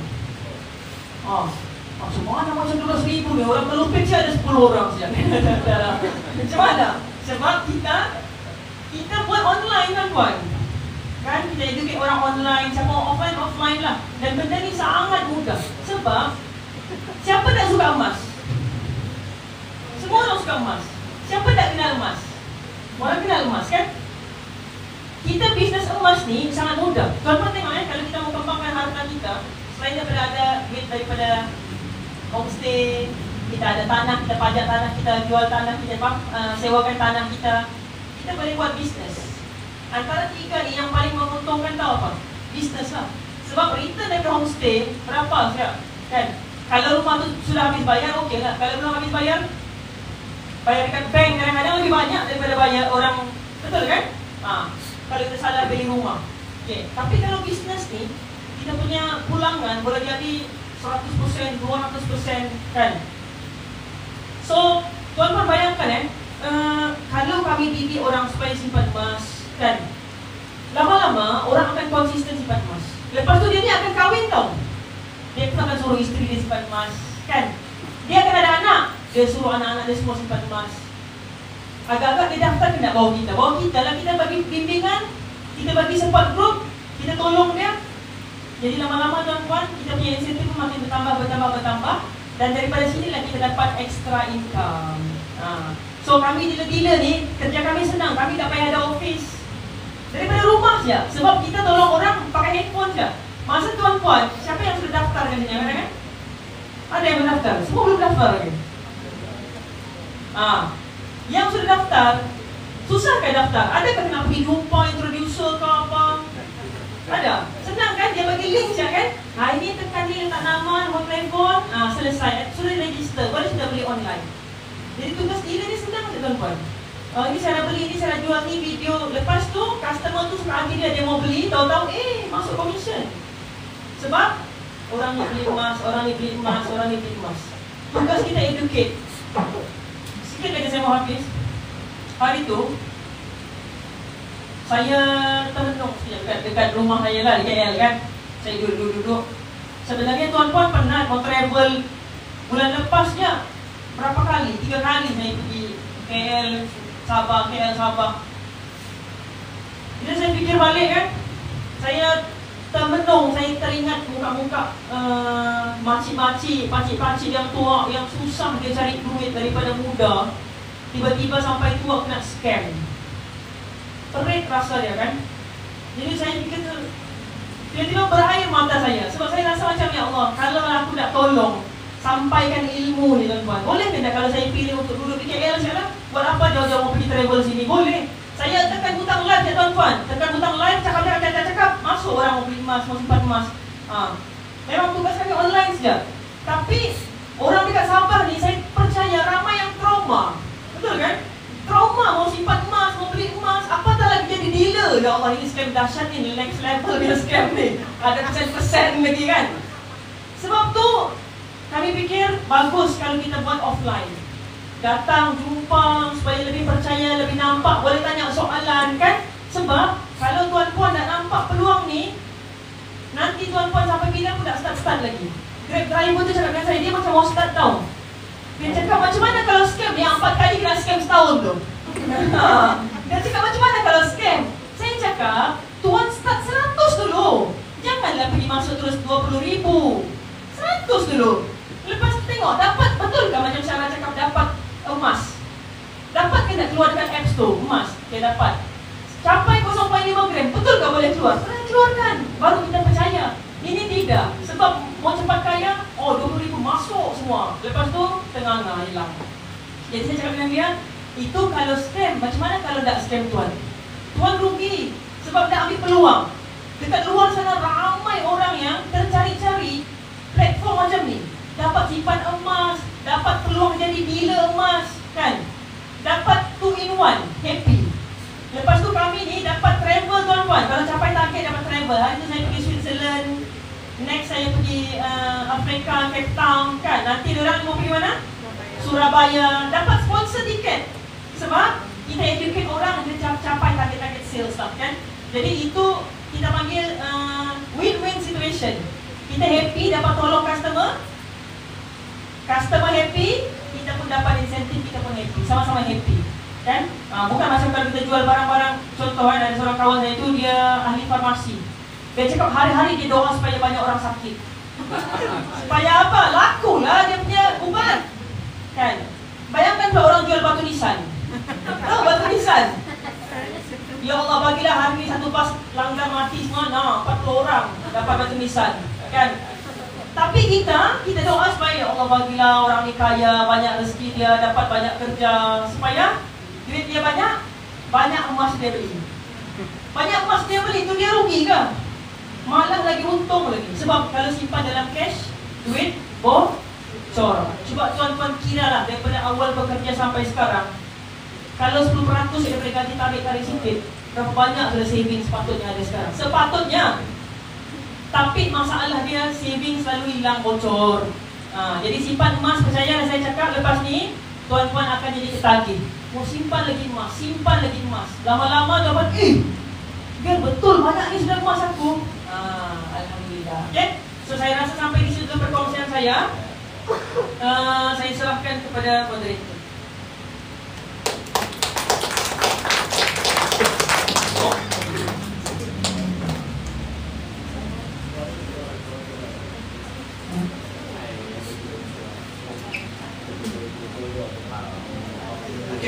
Baik, tuan-tuan dan puan, beri tepukan untuk speaker kita, Miss Sarah. mau dapat tangkap sedikit kan tadi perkongsian misalnya cerita tentang emas dan juga sedikit tentang gila lah. Oke, tuan-tuan dan puan-puan, saya rasakan kalau tuan-tuan dan puan-puan pergi di luar, pergi kamu beli di kedai emas kan, kamu tidak dapat ilmu begini kan. So hari ini manfaatkan ilmu yang kita dapat hari ini.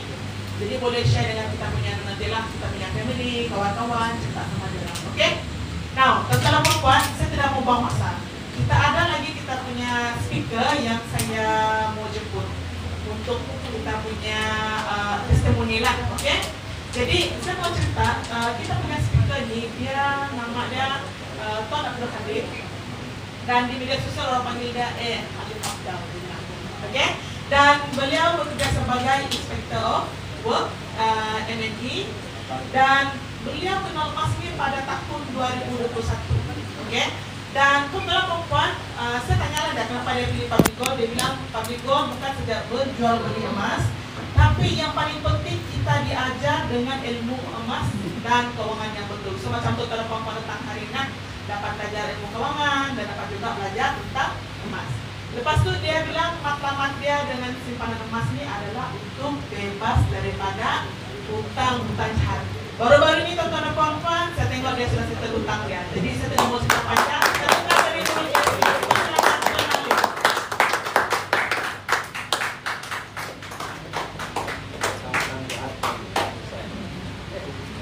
Utang jahat. Utang jahat. Jahat main utang. Tes. Tes. Oke. Tes. Tes. Rabbi Syafri, Syafri, wa Syafri Amri, Abdul Rahman Milisani yang tahu. Assalamualaikum, selamat petang tuan-tuan. Okey. Terima kasih saya ucapkan kepada puan moderator kita, okey, yang saya hormati, okey, Syed Syara, Tuan Awang, Tuan Basri, Dekat sini. FMD, MD dan juga gila-gila yang hadir, seterusnya tuan-tuan dan cik-cik yang hadir pada petang inilah. Okey. Tuan-tuan, panas-panas begini kan saya teringat tu Tawai. Pun Riverside. Sengaja kasih dengar kita punya kawan-kawan di KK lah. Kasih dengar orang kan jarang-jarang datang ke Lupin. Okey. Okey, jadi tuan-tuan, hari ini saya di sini saya mau kongsikan saya punya pengalaman. Okey, pengalaman saya mengenal emas di pabrik gold ni. Tuan-tuan, dulu saya kerja di kilang sawit. Daripada tahun 2014, okey. Saya kerja di kilang sawit. Masalah saya tuan-tuan ialah saya tidak boleh menabung. Itu saya punya masalah. Masalah saya setiap kali gaji, saya punya gaji itu saya lupa mau simpan. Semuanya pergi belanja. Okey. Masa di kilang sawit tuan-tuan dulu, saya ada buat sedikit bisnes lah. Okey. Bawa barang daripada luar, macam-macam barang lah. Lepas tu jual di camp. Memang untung tuan-tuan. Sangat untung. Tahu lah kan di camp susah mencari barang-barang. Tapi tuan-tuan, masalahnya untung itu saya tidak tahu pergi mana. Okey. Untung saja mau pergi sana lah, mau pergi sini lah. Mau pergi orang bilang reward diri lah, tidak habis-habis kan. Setiap bulan mau reward diri, tak tahu apa mau dibeli. Okey. Jadi itu saya punya masalah tuan-tuan. Masalah saya tidak boleh menabung. Okey, tabungan saya bukan tidak ada langsung, ada, tapi masalahnya tidak pandai bertambah dan selalu kena korek. Jadi satu hari tuan-tuan, saya terfikir-fikir, saya punya utang ni semakin banyak, tapi saya punya simpanan tidak ada. Sampai satu masa tuan-tuan, saya ingat lagi saya punya kereta, saya tidak terbayar 2 bulan. Bank telefon saya, okey, di telefon, saya pun pening kepala. Terus bank pergi telefon lagi penjamin, lagi pening kepala. Jadi sampai satu masa tuan-tuan, saya terfikir-fikir macam mana saya mau selesaikan saya punya masalah yang orang bilang tidak boleh menyimpan hutang, semakin bertambah orang bilang. Jadi satu masa tu saya ada terbaca satu posting, saya punya introducer lah. Okay, dia tidak ada di sini. Okay, kredit kepada Dr. Fatih, saya punya introducer. Saya nampak dia punya posting tu di Instagram berkenaan emas. Dia ada post 1 gram emas. Jadi saya tiba-tiba terus tertarik. Sebab sebelum ini tuan-tuan, biasanya setiap bulan saya selalu belikan saya punya wife emas 916. sebelum ini tiap bulan sekurang-kurangnya saya belikan dia. Tapi pada waktu itu saya belum paham emas 999 lah, macam yang di Public Gold ni. Jadi apabila saya nampak 999 itu, saya mula tertarik dan mengkaji. Okey, baru secara ringkasnya lah. Saya mula membeli, dengan saya punya income listrik berdaftar sebagai penyimpan emas di Public Gold. Dan pada waktu itu memang impian dan tujuan saya simpan emas tu untuk saya dapat bayar saya punya hutang-hutang. Seterusnya saya dapat langsaikan saya punya hutang-hutang yang ada, hutang-hutang jahat lah, personal loan, pinjaman lain atau kredit. Jadi tuan-tuan, saya ringkaskan ceritanya. Pada bulan lepas, 21 hari bulan 10, saya pergi bank, saya jual saya punya emas yang saya simpan selama ini. Lepas tu saya bayar, saya tutup saya punya personal loan, tuan-tuan. Personal loan 30,000 saya tutup 2 tahun lebih awal dengan simpanan emas tu. Jadi saya yakin kalau saya tidak bertemu dengan simpanan emas ni, terutamanya di Public Gold, saya rasa saya punya hutang tu, tuan-tuan, mungkin satu bertambah lagi sebab saya tidak ada ilmunya. Lepas tu mungkin saya tidak boleh bayar dengan begitu cepatlah saya punya hutang-hutang. Tapi disebabkan simpanan emas ni dia ada satu aura yang menarik kita untuk menabung. Teman-teman, kalau kita belajar lagi, diajar ilmunya, emas ni dia ada satu aura yang apabila kita menyimpannya, kita makin ketagih, tuan-tuan. Tidak macam kita simpan duit. Duit itu menarik kita kepada lebih berbelanja. Tapi simpan emas ni dia lain macam, tuan-tuan. Tuan-tuan kena cuba dulu simpan dan rasa sendiri macam mana aura simpanan emas itu. Jadi seperti itulah saya bersyukur juga. Hutang personal loan saya yang saya tidak pernah jangka untuk saya selesaikan begitu cepat. Jadi doakan saya juga untuk saya settlekan hutang-hutang saya yang lain. Dalam fasa untuk bebas kewangan, insyaAllah. Dan saya harapkan tuan-tuan ambil peluang kesempatan ini, untuk tuan-tuan mendaftar sebagai penyimpan emas di bawah tuan-tuan punya introducer yang dari sini lah. Siapa yang memperkenalkan tuan-tuan dan belajar dengan dia betul-betul bagaimana untuk capai matlamat tuan-tuan semualah. Jadi saya rasa sampai di sini saja. Semoga perkongsian ini sedikit sebanyak memberi inspirasi kepada tuan-tuan semua. Terima kasih.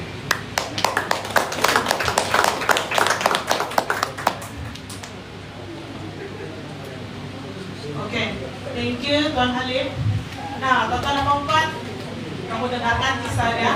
30,000 dia punya personal loan, dia settle dalam masa berapa? Awal 2 tahun. Awal? 2 tahun. Dengarkan tadi dia bilang dia settle dia punya personal loan tu awal daripada 2 tahun yang dia jangka. Jadi tuan-tuan dan puan, kamu mau dengar lagi kan cerita? So kita jemput kita punya speaker yang kedua ni. Saya mau cerita dulu dia punya pengenalan sedikit, Dia ni seorang manajer sawit, dan beliau kenal emas pada tahun 2017. Lepas tu saya tanya dia kenapa dia pilih emas Public Gold. Dia bilang sebab emas Public Gold ni mudah, murah dan patuh syariah. Lepas tu apa matlamat beliau dengan simpanan emas ni? Dia bilang untuk emergency fund, lepas tu untuk lesson loan dan untuk education fund. Jadi tuan-tuan dan puan, saya jemput Tuan Basri, persilakan. Kita dengar dia punya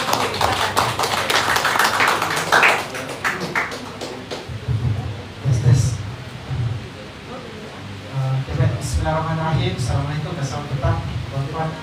Terima kasih moderator kita, Puan Diana John, dan juga main speaker kita, Cik Syarah. Dan tanya kepada tuan-tuan semua, kerana sebenarnya tuan-tuan ni ada pilihan hari ini untuk lepak di rumah, mungkin di kan, tengok TV, radio, tapi tuan-tuan memilih untuk datang di sini untuk menimba ilmu, untuk dapatkan ilmu berkaitan tentang keuangan dan juga emas. Perkenalkan, nama saya Basri, saya bertugas sebagai deal manager sekitar daerah Burhan. Dan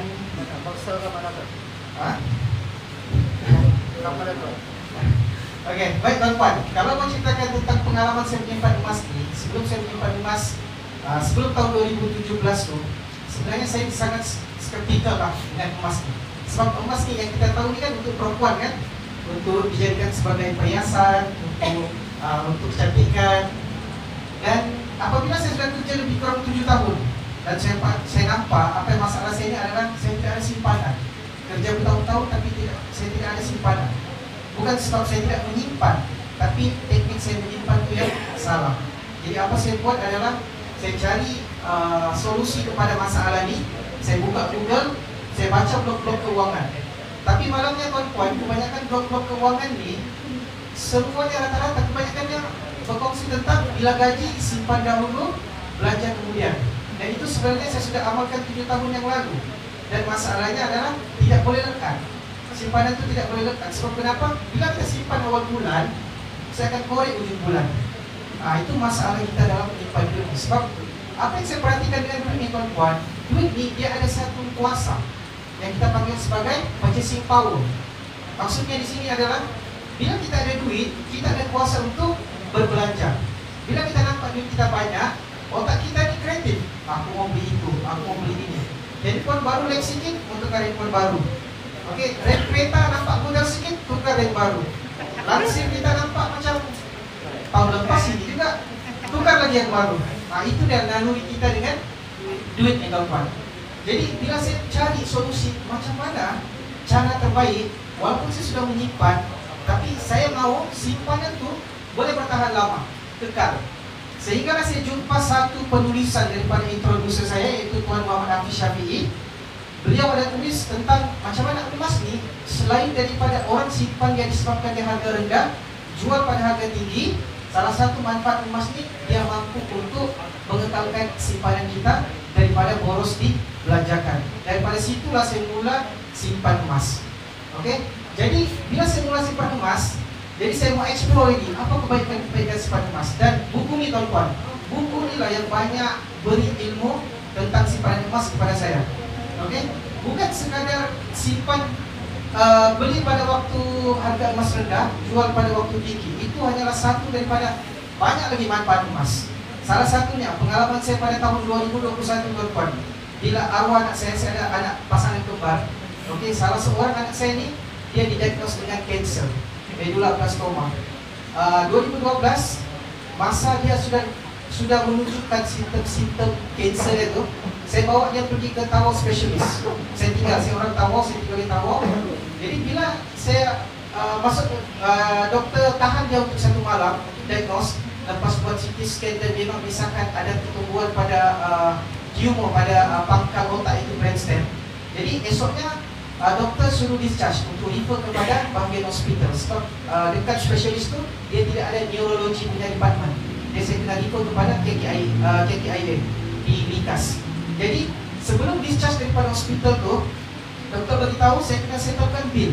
Bil dia untuk 1 malam lebih kurang 5,000 untuk 1 malam saja. Dan tidak sampai 12 jam anak saya ditahan. Hanya untuk buat diagnose, buat CT scan, dan kemudiannya doktor suruh refer kepada hospital. Jadi bila doktor beritahu dan saya cakap, okey doktor, nanti saya akan datang balik untuk settlekan bil sebelum discharge. Jadi apa yang jadi tuan-tuan, emergency fund yang saya simpan ni, saya simpan dalam tabung haji. Jadi bila saya pergi ke tabung haji, saya nampak dekat kaunter tu semua kosong. Tidak ada orang, yang ada cuma officer. Jadi bila saya mau tekan number tu, polis bantuan tu bagi tahu, dia cakap, Encik, hari ini kita tidak dapat buat transaksi. Sistem tengah down, tidak boleh keluar duit. Dan saya pun bingung sekejap. Macam mana saya mau settlekan bil? Bil saya ada dalam bank. Takkan saya mau pinjamkan, malu juga kan pinjam dengan family. Sedangkan dalam tahun ini saya ini berkerjaya. Jadi saya call saya punya wife, saya bagi tahu kita tidak dapat settlekan bil sebab tabung haji sistem down, tidak ada transaksi boleh keluar. Dan semua emergency fund saya letak dalam situ. Dan silap saya dengan family juga, kita tidak mencarum dalam takaful ataupun insurans untuk cover. Jadi bila saya call isteri bagi tahu, dia berpengalaman pajak kadar emas kan, jadi dia bagi tahu dengan saya. Daripada emas itu disimpan saja, pergi gadai emas itu untuk dapatkan duit. Jadi saya ambil lebih kurang 25 gram macam tu lah, 25 gram. Saya pergi ke arahmu, saya dapatkan duit dan saya settlekan bil, anak saya discharge keluar. Dan keesokan harinya, bila tabung haji sistem sudah okey, apa saya buat? Saya ambil balik duit dan saya keluarkan di dalam tabung haji. Dan kemudiannya saya tebus semula emas yang saya simpan. Jadi dekat sini tuan-tuan, selain daripada emas itu sebagai kita jadikan sebagai pelaburan, beli time rendah, jual time harga tinggi. Manfaat emas yang lain adalah uang ketika gawat. Nah, sebab itu buku ni dia tulis bertahan ketika gawat. Nah, ini real experience daripada saya sendiri. Sebab emas ni tuan-tuan sebenarnya adalah duit. Kalau tuan-tuan menyimpan emas, maksudnya tuan-tuan ada duit. Tapi kalau tuan-tuan ada duit, belum tentu tuan-tuan ada emas. Kalau tuan-tuan ada 1 juta di dalam bank pun, tapi kalau tuan-tuan pergi ke bank, bank cakap ini hari tidak boleh keluar duit. Apalah maknanya kekayaan kita tu bila kekayaan itu di tangan orang lain. Jadi emas yang ada di tangan kita ini sebenarnya adalah kekayaan mutlak kita. Kita ada kuasa sepenuhnya kepada kita punya emas. Kita mau jual, kita mau pajak, kita berhak. Bukan macam bank. Keluar 30,000 kena isi borang amrah. Kan? Masuk duit banyak, dia tanya lagi duit itu daripada mana. Okey, itu real experience saya sendiri tuan-tuan. Yang mana saya nampak selain daripada manfaat emas ini adalah uang ketika gawat. Dan yang kedua tuan-tuan, saya dulu kerja ni, saya selalu outstation. Okey, saya outstation. Bila saya outstation, polisi company dia beritahu kena keluarkan duit sendiri. Hotel, flight, makan minum seminggu. Bila saya ke seminar, bila saya ambil exam, kena keluarkan duit sendiri. Jadi pengalaman saya, bila saya keluarkan duit hampir 2-3 ribu untuk pergi kursus tu seminggu, bila dapat klaim balik, yang masuk kurang daripada separuh. Yang separuhnya tu saya pun tidak tahu di mana. Dia magic, hilang secara online. Okey? Jadi apa yang saya buat, bila saya ada emas, saya akan pajakkan saya punya emas, saya akan gadaikan saya punya emas, dan duit daripada pajakan itulah yang saya akan gunakan untuk beli tiket, beli hotel, makan minum. Dan bila saya dapat klaim daripada company, apa saya buat? Saya akan tebus balik emas itu. Sebab lalu kita dengan emas ni tuan-tuan, bila kita pajak emas kita, otak kita ni akan fikir, aku kena tebus aku punya emas ni. Kalau tidak, emas aku ni nanti akan di-delong. Jadi akan ada kerugian di situ. So ini adalah antara dua manfaat yang saya nampak daripada simpanan emas ni. Yaitu dia juga boleh dijadikan duit sebagai duit ketika gawat. Dan yang kedua sebenarnya emas ni kita tidak perlu pun kacau simpanan tunai kita. Kita gunakan saja kita punya tu emas tu untuk musim. Kita punya kira macam rolling untuk kegunaan. Jadi tuan-tuan, kalau tuan-tuan belum bermula hari ini, tuan-tuan jangan tunggu masa yang terbaik untuk tuan-tuan bermula. Tapi tuan-tuan bermulalah sekarang sehingga tuan-tuan boleh faham dan betul-betul tahu untuk memanfaatkan simpanan emas. Dan yang paling penting sekali tuan-tuan, emas ni dia tidak akan buatkan kita kaya kecuali kalau tuan-tuan ada ilmu. Sebab itu kita punya tagline bukan emas yang membuatkan kita kaya, tetapi ilmu. Sekian, terima kasih.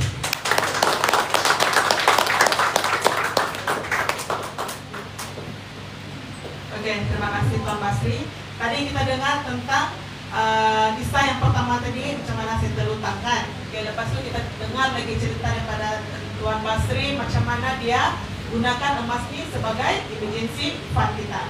Oke, tuan-tuan perempuan, sebelum saya lupa, oke, tuan-tuan perempuan kita akan ada sesi question and answer. Soalan, kalau tuan-tuan perempuan ada soalan, boleh prepare soalan, nanti kita boleh tanya direct kepada speaker lah. Oke, mau lagi dengar cerita kah? Oke, nah, so cerita yang ini, jadi shock juga lah cerita yang ini kan. Oke, kita mesti juga mau tahu lah, mau kenal sedikit sama kita punya speaker. Oke, dia punya, bila saya tanya dia, apa matlamat beliau dengan simpanan emas? Dia bilang tambah dana persaraan dia. Oke, tambahan dana persaraan. Lepas tu, bila kenapa dia pilih public gold? Dia bilang dia pilih public gold ni sebab trusted. Itu je jawapan dia. Pilih trusted. Lepas tu, beliau berapa lama dia kenal emas? Dia kenal emas ni pada tahun 2018. Dan beliau juga salah seorang di bidang pesawat. Jadi tuan-tuan dan puan-puan, kita dengar sendiri daripada kisah beliau. Kenapa dia bilang public gold itu trusted? Jadi saya jemput Tuan Awang Sarpudin, dipersilakan berfungsi pengalaman beliau.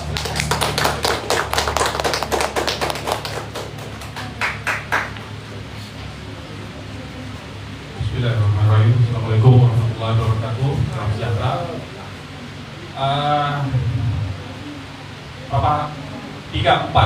Empat speaker sudah.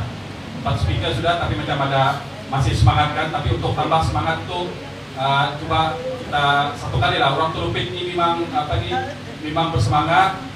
Bila saya sebut Telupit, tuan-tuan hanya wow saja supaya kita punya mata tuh marah kali kan? Ya? Telupit! Wow! Satu Oke, sudah itu. Terlupit. Wow. Oke. Alright. Oke, tuan-tuan. Tuan-tuan, saya Awang Sapudin, orang Papar, tapi tinggal di KK lah. Saya bermula pada tahun 2018, macam yang diberitahu tadi oleh kita punya MC, 2018. Sebelum itu memang tidak pernah kenal pasal emas pelaburan. Yang orang bilang jongkong tu kan. Kita ingat yang jongkong ni yang besar-besar betul Pak. Rupanya yang kicik pun kira jongkong juga itu, cuma jongkong kicik, 1 gram, 5 gram. Sebelum ini kita kenal apa? Gigi emas. Itu yang kita kenal, gigi emas, galang, rantai, apa semua tu kan. So, pada 2018 saya mula sama istri buat simpanan emas 2018 dan sebelum itu tuan-tuan dan puan-puan saya pasti orang Telupit memang ramai-ramai orang berduit. Nampak saja pura-pura macam tidak berduit tapi ramai yang di sini ini petani kontraktor besar kilang koki sawit memang ramai di sini di Telupit. Nah, betul kan? Dia senyum sedikit saja tetapi sebenarnya duit tabal kan? Oke, dia begini. Walaupun kita duit tabal tapi kita kena berhati-hati. Sebab bila kita duit tabal nih, duit banyak, kita akan merasa pintar. Betul?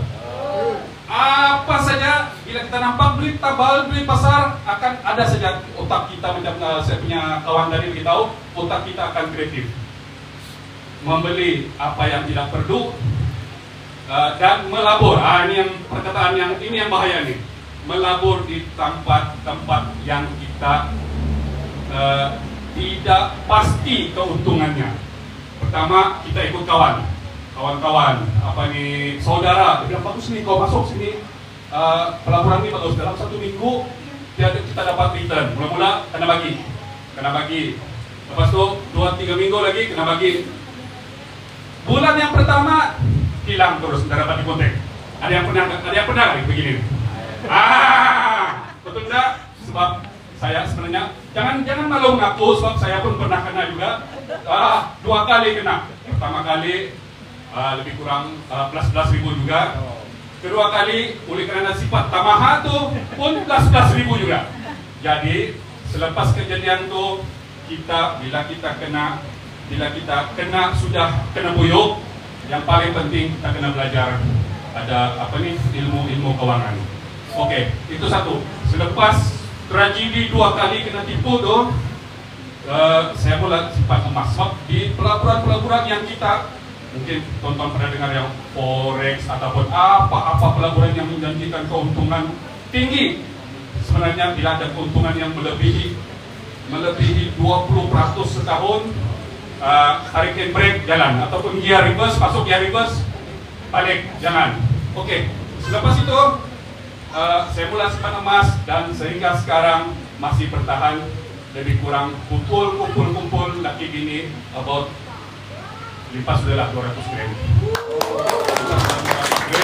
Sebab selama ini kami buang di tempat yang kita tidak pasti, bukan lagi tidak pasti, memang tidak return, hilang dengan dia punya toke-toke pelabur pun hilang. Jadi selepas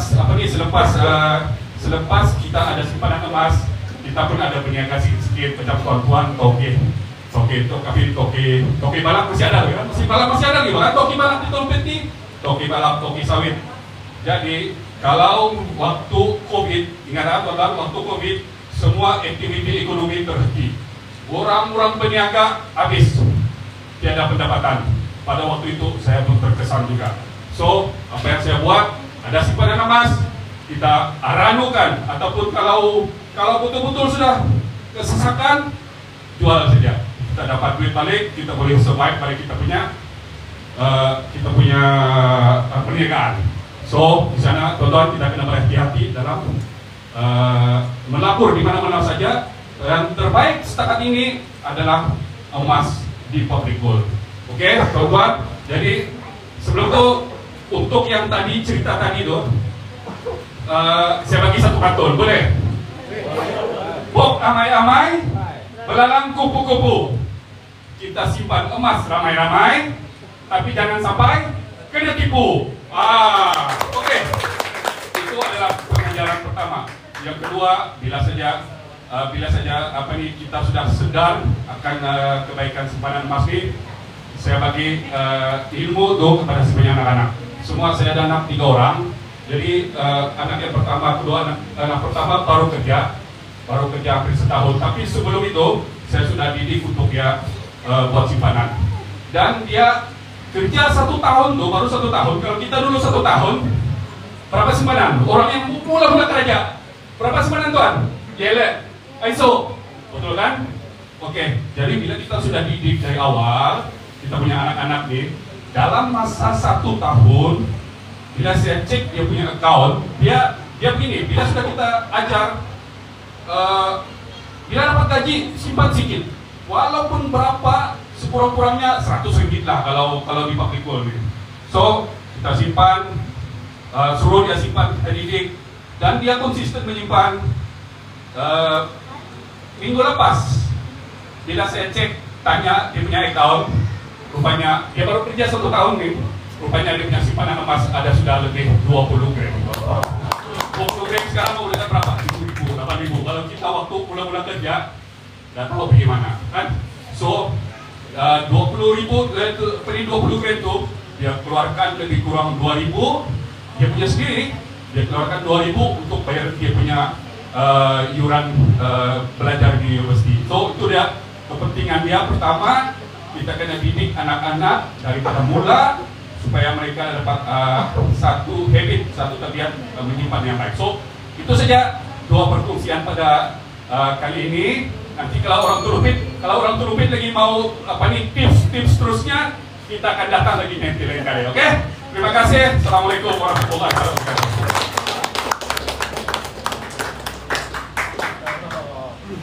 Tepuk tangan lagi sekali lagi. Oke, mau yang mau dengar kan Tana Perempuan? Mau dengar cerita lagi? Oke, ada satu lagi cerita lah. Oke, cerita dia begini. Oke, so hari ini yang speaker saya yang last. Oke, kita mau dengar kisahnya. Dia ni bekerja sebagai seorang engineer oil and gas. Oke, lepas tu Tana Perempuan bila saya tanya dia kan, apa dia punya matlamat dengan emas?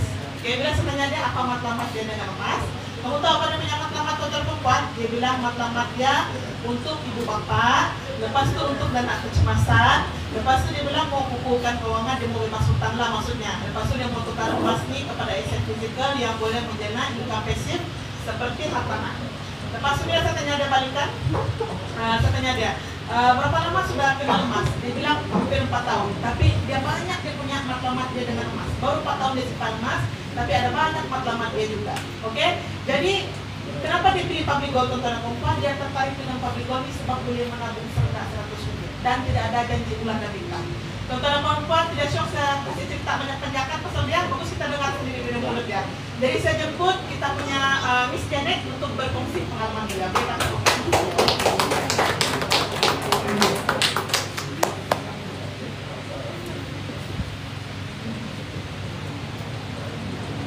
Tes dengan suara saya.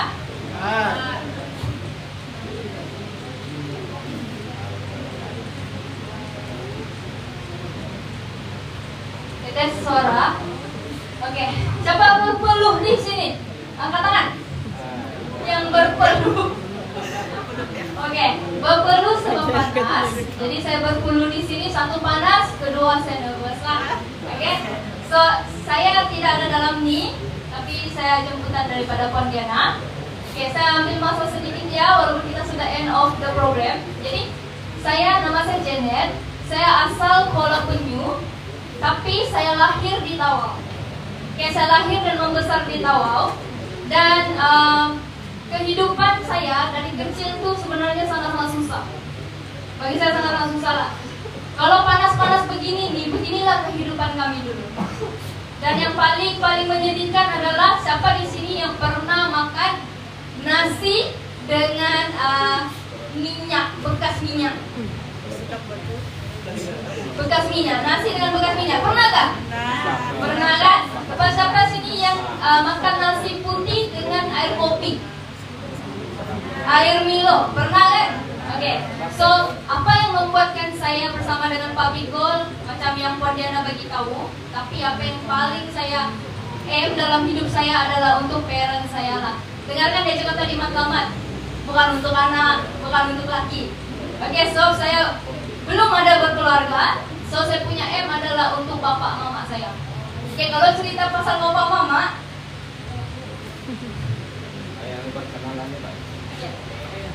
sedih lah sedih. Oke. Saya tak tahu kenapa, tapi bila kita hidup susah kan, saya simpan dalam hati saya. Macam mana kita mau ubah hidup bapak mama kita yang susah? Masa itu saya cuma pikir satu dah, ilmu. Pendidikan. Saya bilang dalam hati saya, oke. Satu cara kita kena keluar dengan keadaan sekarang adalah belajar tinggi-tinggi. So dalam adik-beradik, saya sejawat dan only yang habis degree lah, oke? Sebab niat saya tuh memang nak bagi parents happy, bahagia, semua untuk dorong. Jangan nangis tuan. Aduh, dia pun kesat air mata. Oke, itu saya. Jadi saving saya dengan emas nih adalah sebab parents. Sebab parents nih makin lama dia makin berumur. Kan, so saya selalu think of the worst case. Kita nih macam mana pun kita akan pergi kan. Kita sampai tahap sampai sana. Jadi, oke, parents saya pengalaman yang paling saya tidak boleh lupa adalah KWSP. Kita punya parents dulu gaji tidak besar, kerja bertahun-tahun. Tapi bila dapat KWSP, tak sampai 2 tahun, tuan-tuan, habis. Sebab tidak ada ilmu. Masa itu pula saya tidak kenal dengan Pak Bigol keuangan semua ni. So dia habis macam tu saja di depan mata saya. So apa jadi? So saya tengok, lah saya punya parents tak kerja. So dia mengharapkan anak. Jadi apa saya buat adalah saya nak gunakan diri saya sebagai bapa mama saya yang tak mampu bekerja. So saya double up saya punya tenaga untuk bekerja baik bagi pihak mereka. So double up kerja is saya ada kerja hakiki. Kedua, saya ada buat bisnes Pak Bigol. So income Pak Bigol tu adalah bukan saya punya, dia orang punya. So every month memang saya akan bagi mereka. So itu adalah saya punya aim lah. So apa yang menjadikan saya baik dengan emas ni adalah satu, saving. Saving saya dulu saya kerja dari 2012 sampai saya kerja dengan oil and gas. Orang tahu kan oil and gas punya gaji besar, saya boleh akun besar. Tapi bila kita tidak ada ilmu, kita tidak akan ada saving. Itu saya 9 tahun bekerja. Tapi bila kenal Pak Bigol, senang-senang teman-teman. 2021 saya kerja sehingga sekarang. Gaji saya 12 tahun emas ada. Dalam bentuk emas. 12 tahun, 12 bulan. 12 bulan gaji dalam bentuk emas. Oke? Apa lagi saya dapat adalah dana kecemasan. Ya, dana kecemasan. Sorry, ada pula cahaya. Okay. So, PT-PTN saya settle. 9 tahun saya bekerja, saya tak bayar PT. Saya orang yang paling terfikir orang lain boleh tak bayar. Kenapa saya perlu bayar? Akhirnya saya settle PT-PTN saya dengan emas. Oke, saya settle hutang MyBee saya lebih awal. Dan yang paling besar bagi saya adalah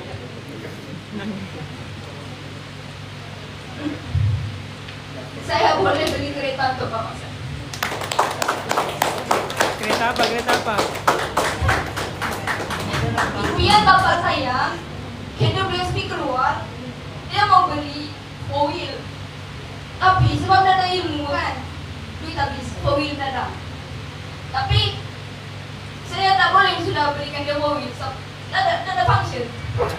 Jadi saya belikan dia 7-seater punya kereta. Okay. Dan yang paling best, kereta tu bukan saya bayar, Pak Bigol bayar. Kenapa? Insentif Pak Bigol yang mampukan bayar. Okay. So dengan niat saya juga, saya boleh beli rumah. Okay. Saya ada rumah, tapi niat saya untuk dorong duduk. Kami menyewa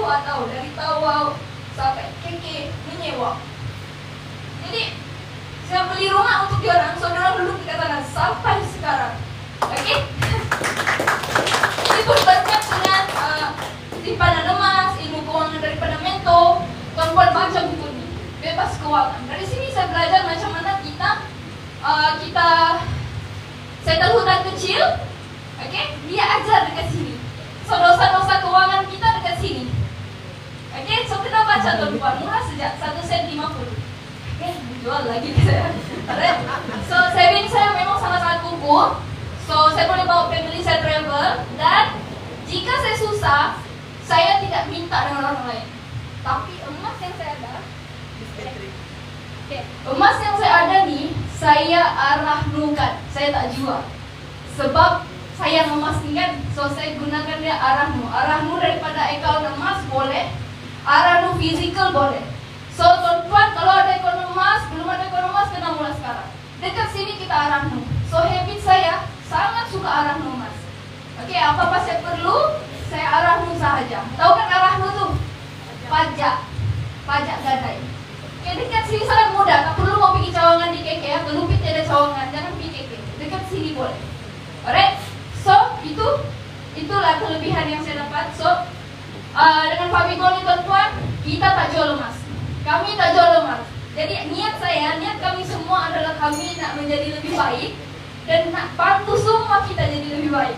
Oke, bukan niat. Kalau mahu jual emas, Fabigol jual. Nak jadi dealer, boleh jadi dealer. Semua tuan-tuan dekat sini boleh jadi dealer. Oke? So saya harap kami punya tim dekat sini ni dapat beri sedikit manfaat untuk tuan-tuan. Oke, yang belum mula simpan emas, mulalah sekarang ya. So sedikit daripada saya minta maaf terlalu emosi. Saya paling risau kalau disuruh bagi testimoni. Oke? So thank you so much atas masa ini daripada saya. Terima kasih.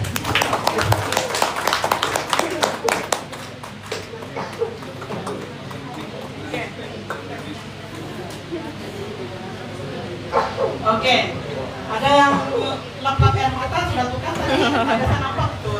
Ya. Jadi next time kami datang lagi ya, beli itu. Banyak lagi kisah-kisah yang kita mau dengarkan untuk perempuan-perempuan. Nah, tapi hari ini disebabkan kita punya kesempitan masa, jadi ada beberapa speaker yang kita jemput. So next kita buat seminar lagi, kita akan bawa lagi speaker yang lain. Nah, tapi sebelum kita berakhir, oke, kita ada satu sesi yang lah sebelum saya lupa itu, kita ada sesi soalan, sesi jawab. Ada apa-apa soalan, tuan-tuan perempuan boleh angkat tangan? Oke, ada soalan? Nanti